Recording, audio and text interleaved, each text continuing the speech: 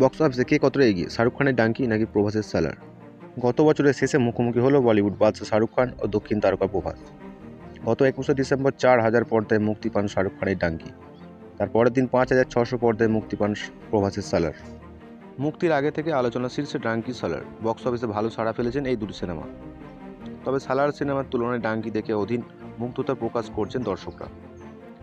গত বছরের শেষ দিক পর্যন্ত বক্স অফিসে শাহরুখ খানের চেয়ে এগিয়ে রয়েছেন প্রভাস। নতুন বছরের শুরুতেই ধারাবাহিকতা বজায় রাখছেন তিনি, কিন্তু এখন বক্স অফিসে কে কতটা এগিয়ে?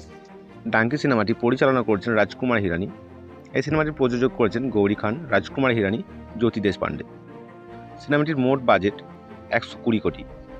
এই সিনেমাতে প্রথমবার একসঙ্গে কাজ করছেন শাহরুখ খান ও হিরানি। এখনও পর্যন্ত 444.44 কোটি টাকা কামিয়েছেন ডাঙ্কি সিনেমা। অন্যদিকে প্রশান্ত নীলের সালার সিনেমার মুক্তির প্রথম দিনই ভারতে 95 কোটি টাকা এবং বিশ্বব্যাপী 178 কোটি আয় করে। দ্বিতীয় দিন 148 কোটি আয় করতে সক্ষম হন সালার সিনেমা। সিনেমাটি এখনও পর্যন্ত 694.3 কোটি টাকা কামিয়েছেন। সিনেমাটির মোট বাজেট খরচ 170 কোটি টাকা। এটি প্রধানত তেলুগু ভাষার পাশাপাশি কন্নড়, হিন্দি, তামিল এবং মালায়ালাম ডাবের সংস্করণে সাথে মুক্তি পায়। সালার শিরোনামের চলচ্চিত্র সিকুয়েল পার্ট 2 পারভাম তৈরি চলছে। জানা গেছে যে প্রশান্ত নীল এনটি রামরাও জুনিয়রের সাথে তার চলচ্চিত্র শেষ করার পর চলচ্চিত্র নির্মাণ শুরু হবে। যা 2024 সালের মার্চ থেকে চলচ্চিত্র শুরু করবে বলে জানা গেছে।